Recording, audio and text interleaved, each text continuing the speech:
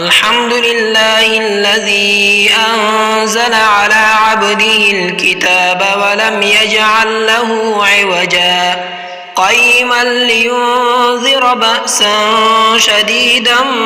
من لدنه ويبشر المؤمنين الذين يعملون الصالحات أن لهم أجرا حسنا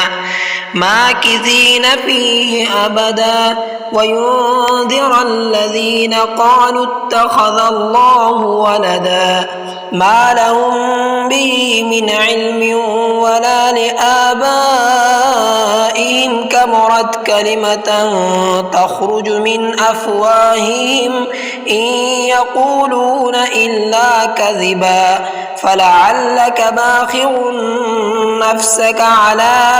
آثارهم إن لم يؤمنوا بهذا الحديث أسفا إنا جعلنا ما على الأرض زينة لها لنبلوهم أيهم أحسن عملا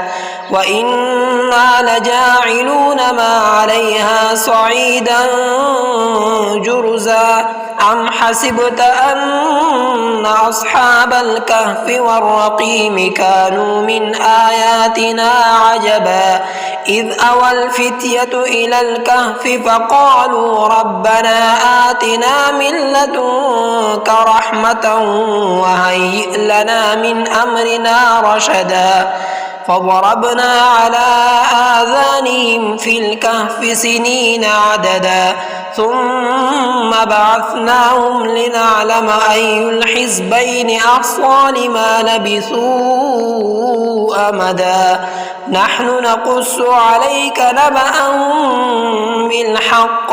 إنهم فتية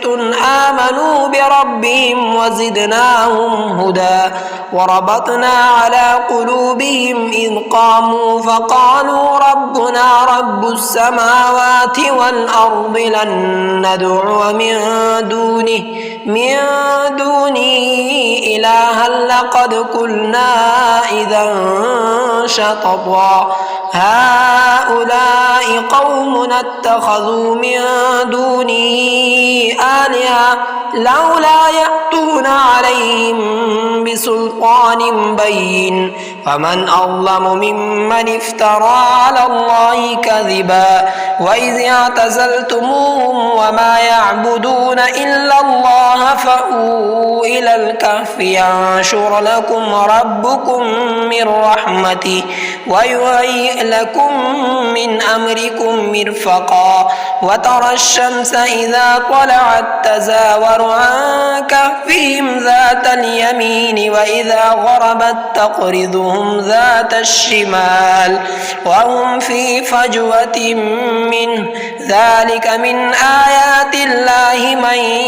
يهد الله فهو المهتد ومن يضلل فلن تجد له وليا مرشدا وتحسبهم أيقاظا وهم رقود ونقلبهم ذات اليمين وذات الشمال وكلبهم باسط ذراعيه بالوصيد لو اطلعت عليهم لوليت منهم فرارا ولملئت منهم رعبا وكذلك بعثناهم ليتساءلوا بينهم قال قائل منهم كم لبثتم قالوا لبثنا يوما أو بعض يوم قالوا ربكم أعلم بما لبثتم فابعثوا أحدكم بورقكم هذه إلى المدينة فلينظر أيها أزكى طعاما فليأتكم برزق منه وليتلطف ولا يشعرن بكم أحدا إنهم إن يظهروا عليكم يرجموكم أو يعيدوكم في ملتهم ولن تفلحوا إذا أبدا وكذلك أعثرنا عليهم ليعلموا أن وعد الله حق وأن الساعة لا ريب فيها إذ يتنازعون بينهم أمرهم فقالوا بنوا عليهم بنيانا ربهم أعلم بهم قال الذين غلبوا على أمرهم لنتخذن عليهم مسجدا سيقولون ثلاثة رابعهم كلبهم ويقولون خمسة وسادسهم كلبهم رجما بالغيب ويقولون سبعة وثامنهم كلبهم قل ربي أعلم بعدتهم ما يعلمهم إلا قليل فلا تمار فيهم إلا مراء ظاهرا ولا تستفت فيهم منهم أحدا ولا تقولن لشيء إني فاعل ذلك غدا إلا أن يشاء الله واذكر ربك إذا نسيت وقل عسى أن يهديني ربي لأقرب من هذا رشدا ولبثوا في كهفهم 300 سنين وازدادوا 9 قل الله أعلم بما لبثوا له غيب السماوات والأرض أبصر به وأسمع ما لهم من دونه من ولي ولا يشرك في حكمه أحدا واتل ما أوحي إليك من كتاب ربك لا مبدل لكلماته ولن تجد من دونه ملتحدا واصبر نفسك مع الذين يدعون ربهم بالغداة والعشي يريدون وجهه ولا تعد عيناك عنهم تريد زينة الحياة الدنيا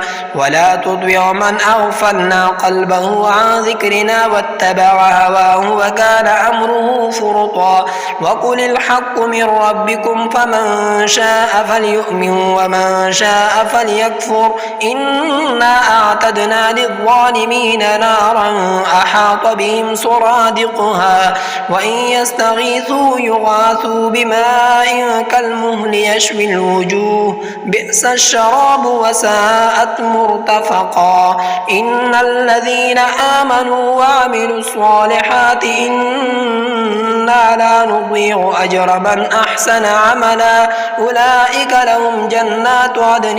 تجري من تحتهم الأنهار يحلون فيها من أساور من ذهب ويلبسون ثيابا خضرا من سندس واستبرق متكئين فيها على الأرائك نعم الثواب وحسنت مرتفقا واضرب لهم مثل الرجلين جعلنا لأحدهما جنتين من أعناب وخففناهما بنخل وجعلنا بينهما زرعا كلتا الجنتين آتت أكلها ولم تظلم منه شيئا وفجرنا خلالهما نهرا وكان له ثمر وقال لصاحبه وهو يحاوره أنا أكثر منك مالا وأعز نفرا ودخل جنته وهو ظالم لنفسه قال ما أظن أن تميد هذه أبدا وما أظن الساعة قائمة ولئن رددت إلى ربي لأجدن خيرا منها منقلبا قال له صاحبه وهو يحاوره أكفرت بالذي خلقك من تراب ثم من نطفة ثم سواك رجلا لكن هو الله ربي ولا أشرك بربي أحدا ولولا إذ دخلت جنتك قلت ما شاء الله لا قوة إلا بالله إن ترني أنا أقل منك مالا وولدا فعسى ربي أن يؤتيني خيرا من جنتك ويرسل عليها حسبانا من السماء فتصبح صعيدا زلقا أو يصبح ماؤها غورا فلا تستطيع له طلبا وأحيط بثمره فأصبح يقلب كفيه على ما أنفق غرق فيها وهي خاوية على عروشها ويقول يا ليتني لم أشرك بربي أحدا ولم تكن له فئة ينصرونه من دون الله